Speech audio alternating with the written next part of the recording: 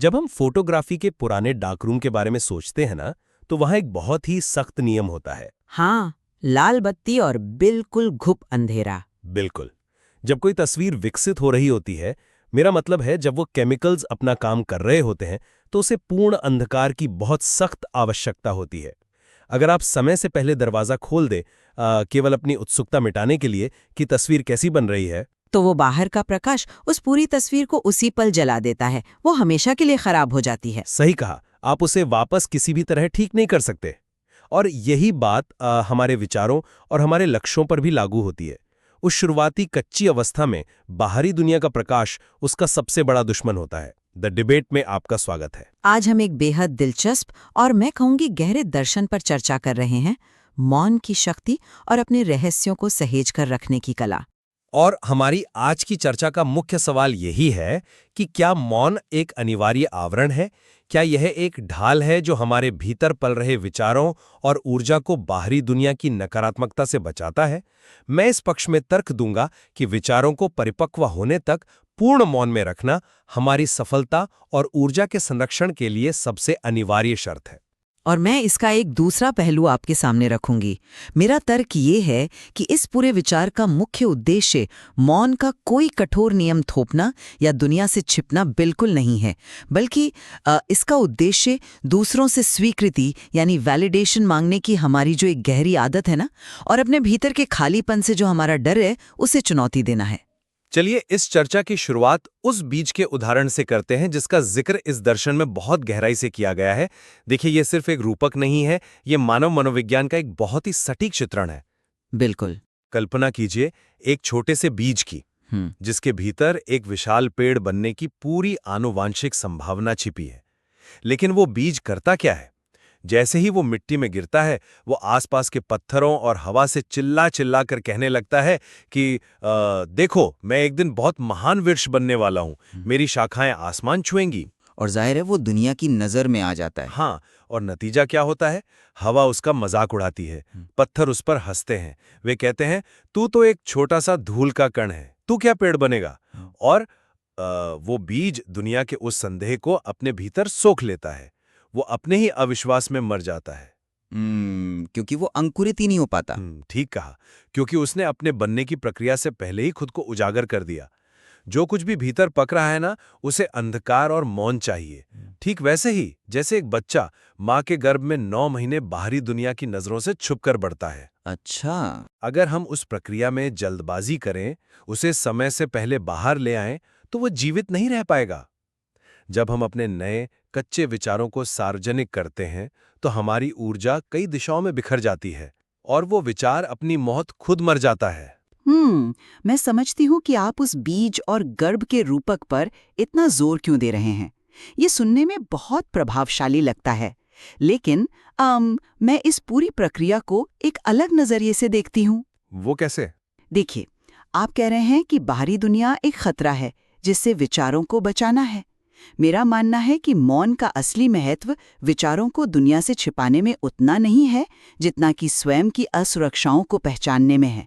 असली समस्या बाहर की दुनिया का मजाक उड़ाना नहीं है। तो फिर आपके अनुसार असली समस्या है क्या? मेरा मतलब है, अगर वो बीज चुप रहता तो वो बच जाता ना? असली समस्या हमारा अपना मन है और उसकी भूख है। आज जिस दर्शन पर हम बात कर रहे हैं, वो एक बहुत ही चुपता हुआ सवाल उठाता है, मनुष्य का सबसे बड़ा भ्रम क्या है? भ्रम ये है कि हम सोचते हैं कि लोग हमें समझेंगे। ये तो है। आप खुद सोचिए, जब कोई व्यक्ति अपने लक्ष्य के बारे में बात कर रहा होता है, तो क्या वो वाकई में कोई महान विचार साझा कर रहा होता है? ज्यादातर मामलों में नहीं। वो इसलिए बोल रहा होता है क्योंकि उसका मन लगातार स्वीकृति और प्रशंसा की भीख मांग रहा है। एक तरह की वैलिडेशन। बिल्कुल। हम अकेलेपन से डरते हैं। हमें लगता है कि अगर 4 लोग हमारी योजना सुनकर ताली बजा देंगे तो हमारी योजना में दम आ जाएगा। इसलिए मौन केवल विचारों को छिपाने की एक रक्षात्मक रणनीति नहीं हो सकती। इसे एक जागरूक चुनाव होना चाहिए, जहां आप जानबूझकर अपनी वैलिडेशन की भूख को मारते हैं। मैं ये बात स्वीकार करता हूं कि वैलिडेशन मांगना एक कमजोरी है, लेकिन रुकिए, मैं यहां आपसे थोड़ा असहमत हूं। बताइए। ऊर्जा का बिखराव केवल एक मनोवैज्ञानिक विचार या वैलिडेशन का मुद्दा नहीं है। ये एक बहुत ही वास्तविक, लगभग भौतिक प्रक्रिया है। देखिए, जब आप बोलते हैं, जब आप लोगों को सफाई देते हैं, तो आप सीधे तौर पर अपनी मानसिक ऊर्जा खर्च कर रहे होते हैं। एक नदी और एक झील के अंतर के बारे में सोचिए। नदी और झील, ठीक है, बताइए। हाँ, देखिए, नदी लगातार बहती है, वो बहुत शोर करती है, लोग उसे देखते हैं, शायद उसकी आवाज सुनते हैं और आगे बढ़ जाते हैं। उसका पानी कभी एक जगह नहीं टिकता। सही बात है। लेकिन एक झील शोर नहीं करती, वो गहरी, स्थिर और शांत होती है। और क्योंकि वो स्थिर है, इसलिए वो पूरे आकाश को अपने भीतर प्रतिबिंबित कर पाती है। गहराई हमेशा लोगों को रुकने पर मजबूर करती है। ये तो बहुत ही काव्यात्मक बात हो गई। लेकिन ये सच है, जो लोग बहुत अधिक बोलते हैं, उनके शब्द बिल्कुल हवा की तरह हो जाते हैं, बस आते हैं और चले जाते हैं, उनका कोई वजन नहीं होता। लेकिन जो व्यक्ति कम बोलता है, जो अपनी ऊर्जा को जमा करता है, उसका हर शब्द एक तीर की तरह हो जाता है। एक तीर की तरह। हाँ, वो सीधा अपने लक्ष्य को भेदता है। जब हम अपनी योजनाओं पर बेवजह चर्चा करना चुनते हैं, तो क्या हम जानबूझकर अपने तीरों को हवा में नहीं बदल रहे होते? ये ऊर्जा का सीधा और स्पष्ट नुकसान है। आपकी झील और तीर वाली बात बहुत सुंदर है, लेकिन हम फिर से उसी सतह पर उलझ रहे हैं। हाँ, शोर गहराई को खत्म करता है, ये सच है, और ये भी सच है कि बड़बोलापन शब्दों का वजन कम कर देता है। तो फिर आपत्ति क्या है? आपत्ति ये है कि हमें इसके पीछे के विज्ञान और मनोविज्ञान पर जाना होगा। क्यों और कैसे लोग ये शोर कर क्यों रहे हैं? क्या वे सिर्फ इसलिए ऊर्जा खो रहे हैं क्योंकि उनके मुंह से शब्द निकल रहे हैं? तो और क्या कारण हो सकता है? नहीं, वे ऊर्जा इसलिए खो रहे हैं क्योंकि वे अपने भीतर की शून्यता का सामना नहीं कर पा रहे हैं। शून्यता? शून्यता से आपका क्या तात्पर्य है यहाँ? खालीपन, खुद के साथ अकेले रहने का डर। इस दर्शन में उस व्यक्ति का एक बहुत ही सटीक उदाहरण है जो हमेशा भीड़ में रहता था। जब उसने ये तय किया कि वो कुछ दिन अकेले रहेगा और मौन धारण करेगा, तो पहले 3 दिन उसे भयंकर बेचैनी का सामना करना पड़ा। हाँ, मैंने वो पढ़ा है। उसे पसीने आने लगे थे, घबराहट होने लगी थी। बिल्कुल। क्यों? क्योंकि जब बाहर का शोर बंद होता है तो सबसे पहले आपके अपने भीतर का जो अनसुलझा शोर है वो आपको डराने लगता है। जाहिर है, क्योंकि उसे उस सन्नाटे की आदत नहीं थी। उसे बाहर के शोर ने सुन्न कर दिया था। एकदम सही। और आज के दौर में देखिए, लोग उसी अजीब सी शांति और डर से बचने के लिए क्या करते हैं? जैसे ही वे अकेले होते हैं, वे तुरंत फोन उठाते हैं, सोशल मीडिया स्क्रॉल करते हैं, या किसी दोस्त को कॉल कर देते हैं कि चलो आज शाम को मिलते हैं। हाँ, असली ऊर्जा तब तक ऊपर नहीं उठती जब तक आप उस शून्यता से भागते रहते हैं। सिर्फ होंठ से लेना मौन नहीं है। असली ऊर्जा तब जागृत होती है जब आप उस शुरुआती डर और बेचैनी के पार जाकर अपनी भीतरी उपस्थिति यानी इनर प्रेजेंस का अनुभव करते हैं। चौथे दिन उस व्यक्ति ने पाया कि वहां अंदर कुछ भी खाली या डरावना नहीं है, बल्कि एक बहुत ही गहरी, स्थिर उपस्थिति है। इसलिए मैं बार बार कह रही हूं कि समस्या बोलना नहीं है, समस्या उस खालीपन से भागने की आदत है। आपकी बात का ये मनोवैज्ञानिक पहलू बहुत मजबूत है, लेकिन मैं इसे थोड़ा अलग तरीके से फ्रेम करूंगा। अच्छा? आप कह रही हैं कि हमें खालीपन का सामना करना चाहिए और उस भीतरी उपस्थिति को महसूस करना चाहिए। मेरा सवाल ये है, जब तक वो भीतरी उपस्थिति, वो स्थिरता पूरी तरह से मजबूत नहीं हो जाती, तब तक क्या पूर्ण मौन ही एकमात्र व्यवहारिक उपाय नहीं है? मैं समझी नहीं। मतलब हम ये मानकर चल रहे हैं कि हर व्यक्ति तुरंत एक संत की तरह शून्यता का सामना कर लेगा? अरे नहीं, मैं ऐसा कोई दावा नहीं कर रहे। तो फिर मेरी एक उपमा पर विचार कीजिए। मान लीजिए एक नवजात शिशु है। क्या आप उस नवजात शिशु को शहर के सबसे भीड़-भाड़ वाले चौराहे पर छोड़ देंगी, ये सोचकर के इसे तो शून्यता का सामना करना सीखना चाहिए, या इसे दुनिया की वास्तविकता से लड़ना सीखना चाहिए? निश्चित रूप से नहीं। वो शिशु असुरक्षित है, उसकी इम्यूनिटी अभी विकसित नहीं हुई है। ठीक वही बात मैं कह रहा हूं। एक नया विचार, एक कच्चा सपना या आपके जीवन को बदलने का कोई भी नया संकल्प उस नवजात शिशु की तरह ही नाजुक होता है। उसमें अभी खुद की कोई इम्यूनिटी नहीं है। ये बात तो है। जब आप उसे दुनिया के सामने लाते हैं तो आप उसे खतरे में डाल रहे होते हैं। हमें ये स्वीकार करना होगा कि दुनिया आपके सपनों का स्वागत करने के लिए रेड कारपेट बिछाकर नहीं बैठी है। जब आप किसी को अपनी योजना बताते हैं तो श्रोता रातों रात आपका शुभचिंतक नहीं बल्कि एक निरीक्षक, एक इंस्पेक्टर बन जाता है। आप उस व्यापार शुरू करने वाले मित्र के उदाहरण की ओर इशारा कर रहे हैं। हाँ, वो उदाहरण इंसानी फितरत को बहुत खौफनाक तरीके से सच साबित करता है। देखिए, एक व्यक्ति अपने मित्र को पूरे उत्साह के साथ बताता है कि वो अपनी नौकरी छोड़कर एक नया व्यापार शुरू कर रहा है। मित्र सामने से मुस्कुराता है, गले लगाता है और कहता है, वाह, बहुत बढ़िया, मैं हमेशा तुम्हारे साथ हूं। लेकिन अंदर ही अंदर बिल्कुल उसी पल उसके दिमाग में क्या चल रहा होता है, वो व्यक्ति अपनी ही नौकरी में फंसा हुआ है। वो खुद जोखिम नहीं ले सकता, तो वो भीतर ही भीतर ईर्ष्या से जलने लगता है। और फिर वही मित्र पीठ पीछे दूसरों से कहता है, अरे वो पहले भी 2 बार फेल हो चुका है, इस बार भी मुंह के बल गिरेगा। हाँ, ये तो होता है। आपको समझना होगा कि हर मुस्कान के पीछे प्रेम नहीं होता। उस मुस्कान के पीछे तुलना होती है, ईर्ष्या होती है और एक सूक्ष्म प्रतिस्पर्धा छिपी होती है। जब आप बोलते हैं तो आप अपने सबसे कीमती रहस्य की चाबी किसी ऐसे व्यक्ति को दे देते हैं जो शायद अपनी ही असुरक्षाओं से डरा हुआ है, और उसकी वो नकारात्मक ऊर्जा आपके विचार को जहर दे देती है।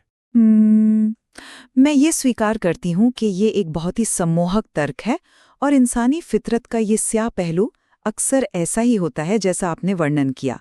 लोग दूसरों की तरक्की से अनजाने में ही सही खतरा महसूस करते हैं। लेकिन क्या?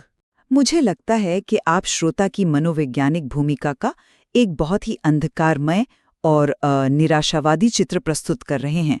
क्या आपने इस बात पर विचार किया है कि ये दर्शन सभी पर अविश्वास करने की या पैरानॉइड होने की वकालत नहीं कर रहा है? लेकिन ये स्पष्ट रूप से कहता है कि हर व्यक्ति तुम्हारा मित्र नहीं है। ये एक सच्चाई है जिसे नकारा नहीं जा सकता। हाँ, ये एक सच्चाई है, लेकिन इसका जवाब ये नहीं है कि हम एक बंकर में छिप जाएं। अगर हम इस विचार के एक बहुत ही महत्वपूर्ण हिस्से पर ध्यान दें तो वहाँ जीवन की बातों को 3 स्पष्ट भागों में बांटने का एक बेहद शानदार और व्यावहारिक ढांचा दिया गया है। ये अविश्वास के बारे में नहीं बल्कि विवेक के बारे में है। आप उन 3 श्रेणियों की बात कर रही हैं, रहस्य, चुनिंदा और सार्वजनिक। जी हाँ, इसे ऐसे समझिए, पहला भाग वो है जो आपको किसी से नहीं कहना, जैसे आपके सबसे गहरे सपने, आपका लक्ष्य या आपकी आंतरिक साधना। यानी वो बीज जिसे डार्क रूम की जरूरत है। बिल्कुल। दूसरा भाग वो है जो आपको सिर्फ चुनिंदा लोगों से कहना है, ऐसे लोग जिनमें संवेदनशीलता है, जो आपको सही रास्ता दिखा सकते हैं, जैसे कोई मेंटर या बहुत करीबी साथी। और तीसरा भाग वो है जो सबके लिए है, यानी आपके परिणाम, आपका काम। जब काम पूरा हो जाए तब? हाँ, जब आप सफल हो जाएं तब दुनिया को देखने दें। ये पूर्ण मौन या हर किसी से डर कर छिपने की बात नहीं है, ये बुद्धिमत्तापूर्ण वर्गीकरण है, इंटेलिजेंट कैटेगराइजेशन। अगर आप हर छोटी बड़ी चीज को छिपाने लगेंगे तो आप जागरूकता में नहीं जी रहे हैं, आप डर में जी रहे हैं। और डर में छिपना मौन नहीं है, वो बस एक अलग तरह की मनोवैज्ञानिक कैद है। मैं पूरी तरह से सहमत हूं कि डर में जीना मौन नहीं है, और आपका ये वर्गीकरण वाला बिंदु बहुत तार्किक है। लेकिन मैं यहां ये स्पष्ट करना चाहता हूं कि रहस्य रखने का अर्थ डरना या खौफ में जीना नहीं है। इसके पीछे एक बहुत गहरा न्यूरोलॉजिकल और मनोवैज्ञानिक कारण है। वो क्या? जब आप अपनी किसी नई योजना के बारे में लोगों से बार बार बात करते हैं तो क्या आप जानते हैं कि आपके दिमाग के अंदर वास्तव में क्या होता है? आपका मन एक बहुत ही खतरनाक भ्रम पैदा कर लेता है, एक झूठी संतुष्टि, एक फॉल्स सैटिस्फैक्शन। आप डोपामीन के स्राव की बात कर रहे हैं। आपको लगता है कि आपने कुछ हासिल कर लिया है। बिल्कुल। मान लीजिए आपने तय किया कि आप एक किताब लिखेंगे, आपने फेसबुक पर पोस्ट डाल दी, दोस्तों को बता दिया, लोगों ने कहा वाह तुम तो लेखक बन गए, और आपको वो किक मिल जाती है। हाँ, आपके दिमाग को वो डोपामाइन हिट मिल गया, उसे वो खुशी मिल गई जो असल में किताब पूरी होने पर मिलनी चाहिए थी। अब आपके पास उस अंधेरे कमरे में बैठकर पसीना बहाकर वो किताब लिखने की प्रेरणा ही नहीं बची। ये झूठी संतुष्टि आपको असल काम करने से रोक देती है। ये तो है। इसीलिए मैं बार बार कहता हूं कि रहस्य रखना सबसे बड़ी शक्ति है। ये आपको उस डोपामाइन ट्रैप से बचाता है। जब आप चीजों को अपने तक सीमित रखते हैं तो वो ऊर्जा एक दबाव बनाती है जो आपको काम करने पर मजबूर करती है। आप आत्मनिर्भर बनते हैं, आपको बाहरी आवाजों की, लोगों की तालियों की आवश्यकता नहीं रह जाती। आपके भीतर केवल एक आवाज गूंजती है, आपकी अपनी? देखिए, मुझे ये तर्क बहुत पसंद आया। मैं इस झूठी संतुष्टि वाले तंत्र से पूरी तरह सहमत हूँ। ये आज के सोशल मीडिया के दौर में पहले से कहीं ज्यादा सच है, जहाँ लोग काम शुरू करने से पहले ही उसकी घोषणा कर देते हैं। बिल्कुल। लेकिन यहाँ मुझे रहस्य शब्द के अर्थ को थोड़ा और गहराई से परिभाषित करने की आवश्यकता महसूस हो रही है। आपके अनुसार रहस्य की सही परिभाषा क्या है? आपने कहा कि रहस्य रखना शक्ति है। मैं कहूंगी कि रहस्य रखने का मतलब किसी अपराध बोध, शर्म या दबाव में आकर कुछ छिपाना बिल्कुल नहीं है। इस दर्शन में बहुत ही खूबसूरती से कहा गया है, रहस्य रखना कोई पाप नहीं है, ये बुद्धिमत्ता है, ये एक कला है। ये एक ऐसा विचार है जिसे अक्सर गलत समझा जाता है। लोग रहस्य को धोखे से जोड़ लेते हैं। ठीक कहा, जबकि ये वैसा ही है जैसे आप एक छोटे से जलते हुए दीपक को तेज हवा से बचाने के लिए उसके चारों ओर अपने हाथों का घेरा बना लेते हैं। आप दीपक को इसलिए नहीं छिपा रहे हैं क्योंकि आपको उस प्रकाश से नफरत है या आप स्वार्थी हैं, बल्कि आप उसे इसलिए छिपा रहे हैं ताकि वो बुझ ना जाए। बिल्कुल, आप उसका संरक्षण कर रहे हैं। और इस पूरी चर्चा की सबसे दिलचस्प बात यह है कि अंततः ये जो मौन है, ये कोई रणनीति, ट्रिक या अभ्यास नहीं रह जाता। तो जब ये रणनीति नहीं रहता तब ये क्या बन जाता है? भाव बन जाता है। दर्शन उस साधु का एक बहुत ही अद्भुत दृष्टांत देता है जो वर्षों तक मौन रहा। वो किसी को उपदेश नहीं देता था। लोग मीलों का सफर तय करके उसके पास आते थे, उसके सामने बिना कुछ कहे घंटों बैठते थे और भीतर से पूरी तरह बदल कर लौट जाते थे। एक गहरी शांति। हाँ, उस साधु ने कोई रहस्य नहीं छिपाया था। वो किसी से डरकर चुप नहीं बैठा था। वो स्वयं एक जीवित रहस्य बन गया था। उसकी शांति इतनी गहरी थी कि उसकी उपस्थिति ही उसका संदेश बन गई थी। जब मौन आपका स्वभाव बन जाता है तो आप ऊर्जा बचाने के लिए होंठ नहीं सिलते, आप चुप रहते हैं क्योंकि शब्द अब सत्य को व्यक्त करने के लिए बहुत छोटे और उथले लगने लगते हैं।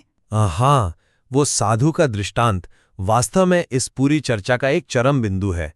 ये उस अवस्था को दर्शाता है जहां मौन एक ढाल से आगे बढ़कर आपका असली स्वरूप बन जाता है। बिल्कुल। मुझे लगता है कि ये दृष्टांत हमें हमारी आज की इस गहरी बहस के निष्कर्ष की ओर ले जाता है। अगर मैं आज के अपने पूरे दृष्टिकोण को एक सूत्र में पिरोना चाहूं तो मैं इस बात पर जोर दूंगा कि हमारे विचार, हमारे सपने और हमारा आंतरिक विकास अत्यंत पवित्र और नाजुक है। हम एक ऐसी दुनिया में रहते हैं जो अक्सर शोर, ईर्ष्या और तुरंत राय कायम करने की बीमारी से ग्रस्त है। सही कहा। हम अपने भीतर पनप रही उस कोमल कोमपल को इस कठोर और शोर शराबे वाली दुनिया के हवाले नहीं कर सकते। उसे मौन के अंधकार में, डार्क रूम में हमारी अपनी चेतना और मेहनत की सुरक्षा में पकाया जाना चाहिए। जब तक वो एक मजबूत और जड़े जमा चुका वृक्ष न बन जाए, तब तक उसे रहस्य बनाए रखना न केवल समझदारी है, बल्कि यह आपके लक्ष्य के प्रति आपका सबसे बड़ा सम्मान है। और अगर मैं अपने परिप्रेक्ष्य को संक्षेप में कहूं तो मैं ये कहूंगी कि मौन का असली लक्ष्य केवल बाहरी दुनिया की ईर्ष्या से अपनी योजनाओं को बचाना नहीं है। इसका कहीं अधिक महत्वपूर्ण लक्ष्य अपने भीतर पल रही उस भूख को मारना है। वो भूख जो हमें लगातार मजबूर करती है कि हम दूसरों की आंखों में अपनी कीमत खोजें। वो वैलिडेशन की भूख। हाँ, लोग क्या कहेंगे, लोग कितनी ताली बजाएंगे, इस पर हमारी ऊर्जा नहीं टिकनी चाहिए। मौन एक ऐसा साफ आईना है जो हमें हमारी शून्यता, हमारे खालीपन से सीधे तौर पर मिलाता है। और जब हम उस खालीपन से घबराना और भागना बंद कर देते हैं, जब हम उसे स्वीकार कर लेते हैं, तब हम वास्तव में स्वतंत्र होते हैं। तब हम दुनिया की प्रतिक्रिया में नहीं, बल्कि अपनी खुद की जागरूकता में जीते हैं। मुझे लगता है कि इन तमाम असहमतियों के बावजूद हम दोनों इस एक बात पर पूर्णतः सहमत हैं कि बिना सोचे समझे और बिना जागरूकता के बोलना हमारी सबसे बड़ी ऊर्जा की बर्बादी है। बिल्कुल। चाहे वो बोलने के पीछे अकेलेपन का डर हो या दूसरों को खुश करने की और वैलिडेशन पाने की अचेतन इच्छा, हर वो शब्द जो हम बिना उद्देश्य के बाहर फेंकते हैं वो हमारी अपनी जड़ों को कमजोर कर रहा है। एकदम सही। अंततः ये चुनाव हमारा अपना है कि हम अपने शब्दों को क्या बनाना चाहते हैं। क्या हम उन्हें हवा की तरह हर जगह बिखेरना चाहते हैं जिनका कोई अर्थ नहीं है, या हम उन्हें तीर की तरह सहेज कर रखना चाहते हैं जो सीधे गहराई में उतरें। ये एक ऐसा ज्वलंत विचार है जिसके साथ हम आज अपने श्रोताओं को छोड़ना चाहेंगे। अपने रोजमर्रा के जीवन पर एक नजर डालें, खुद से पूछें, क्या आपके शब्द आपको बना रहे हैं या वे आपको भीतर ही भीतर तोड़ रहे हैं? क्या आप अपनी तस्वीर को डार्क रूम में पूरी तरह पकने दे रहे हैं? या फिर दुनिया से सिर्फ एक लाइक या स्वीकृति पाने की जल्दबाजी में आपने उस डार्क रूम का दरवाजा बहुत पहले खोल दिया है? मौन चेतना और हमारी सफलता के बीच के इस जटिल संबंध को समझने के लिए अभी और भी बहुत सी परतें हैं जो केवल आपके व्यक्तिगत अनुभव और अभ्यास से ही जानी जा सकती हैं। और ये याद रखें कि वो गहरा अनुभव शोर से नहीं बल्कि आपके अपने मौन को गले लगाने से ही शुरू होता है। द डिबेट में हमारे साथ इस सफर पर जुड़ने के लिए धन्यवाद। सुरक्षित रहें, शांत रहें और अपने भीतर के खजाने को सहेज कर रखें।